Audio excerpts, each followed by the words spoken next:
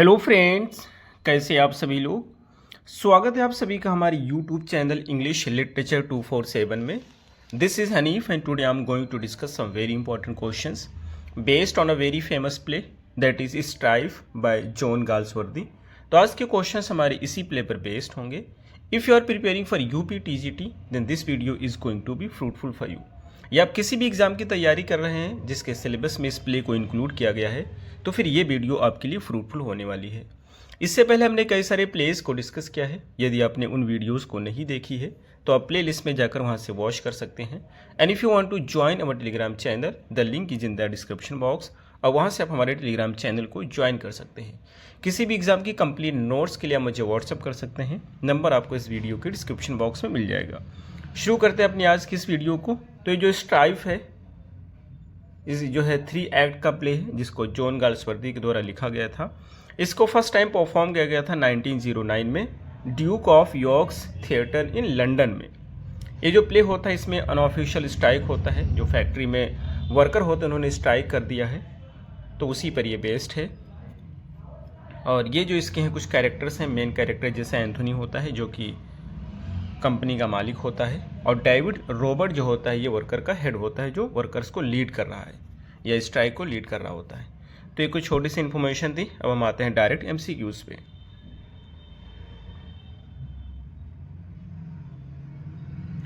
हमारा first question है कि in which year was Strife by John Galsworthy first perform. आपको बताना है कि जो स्ट्राइफ होता है जिसको जॉन गाल्सवर्दी के द्वारा लिखा गया था फर्स्ट टाइम कब परफॉर्म किया गया था। तो फर्स्ट का हमारा सही आंसर होता है सी, 1909 में। Next question second, where was Strife first perform. Strife को पहली बार कब परफॉर्म किया गया था, कहाँ पे परफॉर्म किया गया था। तो सेकंड का हमारा सही आंसर होता है बी, यानी कि the Duke of York theatre. Next question is third, who is the central figure leading the workers strike in strife. आपको बताना है कौन सा मेन व्यक्ति होता है जो स्ट्राइक को लीड कर रहा होता है वर्कर की साइड से। तो थर्ड का हमारा सही आंसर होता है सी, यानी David Roberts. Next question is fourth, who is the central theme, what is the central theme of Strife. Strife की सेंट्रल थीम क्या है। तो फोर्थ का हमारा सही आंसर होता है बी, यानी class conflict and labour strike. Class conflict और लेबर जो है उसकी स्ट्राइक को लेकर के ये प्ले लिखा गया है।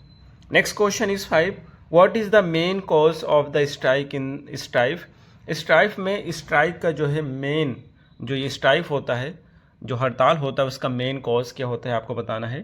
तो 5 का हमारा सही आंसर होता है बी, यानी poor working condition and low wages. जो कंडीशन उनकी वो अच्छी नहीं है काम करने की, और वेजेस उनको मिल रहा है, जो भत्ते मिल रहा है वो भी बहुत ही कम मिल रहा है। Next question is 6, which character is the chairman of the factory in strife. Strife में जो फैक्ट्री होता है उसका चेयरमैन कौन है। तो 6 का हमारा सही आंसर होता है बी, यानी Anthony. Next question is 7th, who is the sympathetic character supporting the workers in strife. कौन सा एक सिंपैथेटिक कैरेक्टर होता है जो वर्कर को सपोर्ट कर रहा होता है स्ट्राइक में। तो 7 का हमारा सही आंसर होता है B, Mrs Anthony. Next question is 8th, what is the setting of Strife. Strife की सेटिंग क्या रखी गई है।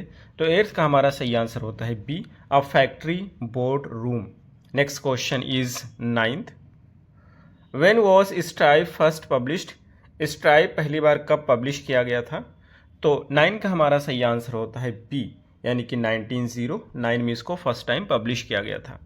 Next question is 10, what kind of strike is depicted in the strife. आपको बताना है कि किस प्रकार का स्ट्राइक जो है इस प्ले में दिखाया गया है। तो 10 का हमारा सही आंसर होता है सी, यानी कि एक अनऑफिशियल स्ट्राइक होता है जो कि इस प्ले में दिखाया गया है। Next question is 11th, who is the foreman of the factory in the strife. इस स्ट्राइक में फैक्ट्री का फोरमैन कौन होता है। तो 11 का हमारा सही आंसर होता है ए, यानी कि Ben. Next question is 12, which character is caught in the middle of conflict between management and workers. कौन सा कैरेक्टर होता है जो कि कॉन्फ्लिक्ट के बीच में फंस जाता है मैनेजमेंट और वर्कर्स को लेकर के। तो 12 का हमारा सही आंसर होता है ए, यानी कि Ned. Next question is 13, which character represents the workers rights and the labour movement strike. कौन सा कैरेक्टर होता है जो वर्कर के राइट्स को और लेबर के मूवमेंट को स्ट्राइक में रिप्रेजेंट करता है। तो 13 का हमारा सही आंसर होता है सी यानी David Roberts. Next question is 14, what is Mrs Anthony's role in the conflict of Strife. आपको बताना है कि जो मिसेस एंथोनी होती है उनका क्या रोल होता है स्ट्राइफ का जो कॉन्फ्लिक्ट है उसमें। तो 14 का हमारा सही आंसर होता है सी यानी शी सिंपैथाइजेज विद वर्कर्स, वो वर्कर के साथ सिंपैथाइज करती है, सहानुभूति दिखाती है। Next question is 15th, how long has the strike been going on when the play begins. जब प्ले की शुरुआत होती है तो उससे पहले स्ट्राइक कितने समय से चल रही होती है। तो 15 का हमारा सही आंसर होता है C, a few months.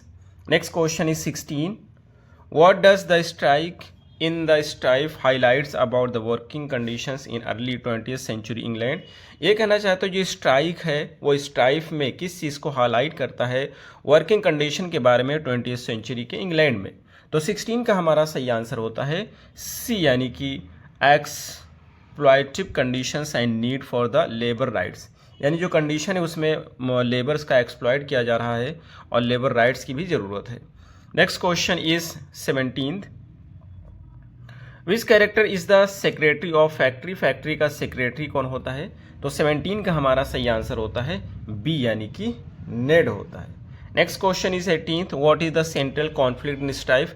Strife का जो है सेंट्रल कॉन्फ्लिक्ट क्या होता है। तो 18 का हमारा सही आंसर होता है C, I struggle between workers and factory owners. तो जो इसका मेन कॉन्फ्लिक्ट होता है, स्ट्रगल होता है वर्कर्स के बीच में और फैक्ट्री ओनर्स के बीच में। Next question is 19th, which character is involve in a heated confrontation with chairman Anthony. कौन सा कैरेक्टर होता है। तो ये जो है सामना करता है किसके साथ में, चेयरमैन एंथोनी से सामना करता है वो। तो 19 का हमारा सही आंसर होता है बी यानी कि डेविड रॉबर्ट्स, जो कि वर्कर का लीडर होता है। Next question is 20, what does Anthony prioritise during strike. Strike के दौरान एंथोनी किस चीज़ को प्राथमिकता देता है। तो 20 का हमारा सही आंसर होता है B, profit and factory efficiency. Next question is 21, what is the ultimate outcome of the strike in Strife. ये कहना चाहते हैं कि उसका अल्टीमेट यानी कि जो निष्कर्ष क्या होता है, रिजल्ट क्या होता है स्ट्राइक का स्ट्राइक में। तो 21 का हमारा सही आंसर होता है डी, यानी the strike continues unresolved leaving both side suffering. यानी जो स्ट्राइक होती है वो रिजॉल्व नहीं होता है और दोनों साइड जो हैं सफ़र कर रहे होते हैं, फैक्ट्री ओनर्स और labourers. Next question is 22, how does the character of Mrs Anthony contribute to the play's theme. जो मिसेस एंथोनी का कैरेक्टर है वो प्ले के थीम में किस तरह से योगदान करता है। तो 22 का हमारा सही आंसर होता है बी, यानी she symbolises the moral conflict of the upper class. तो ये जो है शी जो है सिंबलाइज करती मॉरल कॉन्फ्लिक्ट को अपर क्लास के। Next question is 23, which character is depicted as the symbol of middle management in the factory. कौन सा कैरेक्टर है जिसको दिखाया गया है कि मिडिल मैनेजमेंट का सिंबल है फैक्ट्री में। तो 23 का हमारा सही आंसर होता है ए यानी कि Ben. Next question is 24, who is the character that attempts to mediate between the workers and management but is ultimately powerless। ये कहना चाहते हैं कौन सा कैरेक्टर होता है जो कोशिश करता है मेडिटेट करने का, बिचौलिया करने का वर्कर्स और मैनेजमेंट के बीच में, लेकिन वो पावरलेस होता है। तो 24 का हमारा सही आंसर होता है बी यानी कि Ned. Next question is 25, which of following best describes Strife's message. इसमें का कौन सा है जो स्ट्राइप के मैसेज को अच्छे से डिस्क्राइब करता है। तो 25 का हमारा सही आंसर होता है A, the inevitability of conflict in industrial society. Industrial society में जो कॉन्फ्लिक्ट होता है वो इनएविटेबल है, यानी कि जिसको रोका नहीं जा सकता है। नेक्स्ट क्वेश्चन इज 26 है कि in Strife what is one of the major obstacles preventing a resolution to the strike.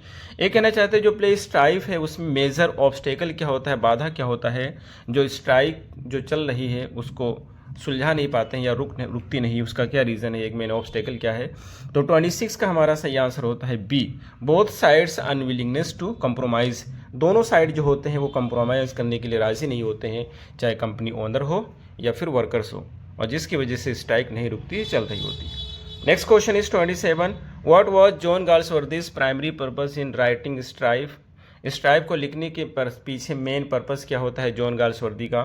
तो 27 का हमारा सही आंसर होता है B to critique social inequality and the industrial system, यानी कि जो सोशल इनइक्वालिटी है उसको क्रिटिसाइज करना और इंडस्ट्रियल सिस्टम को क्रिटिसाइज करना।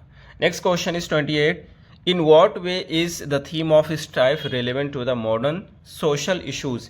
ये कहना चाहते हैं किस तरह से जो स्ट्राइफ की थीम होती है वो उपयुक्त है जो है मॉडर्न सोशल इशूज़ को लेकर के। तो 28 का हमारा सही आंसर होता है बी, यानी कि it addresses the ongoing struggles between labour and management. Next question is 29 which is the last question, which of the following statement about strife is true. Strife के बारे में इसमें का कौन सा स्टेटमेंट है जो करेक्ट है। और 29 का हमारा सही आंसर होता है सी, यानी it critics both the worker working class and capitalist. ये क्रिटिसाइज करता है दोनों लोगों का, वर्किंग क्लास का और कैपिटलिस्ट का, दोनों को क्रिटिसाइज करता है। सो सी इज़ द राइट आंसर। तो ये रहे हमारे आज के क्वेश्चन, हमें उम्मीद है आपको जरूर समझ आए होंगे। फिर मिलते हैं अगली वीडियो में। Till then take care, have a good time.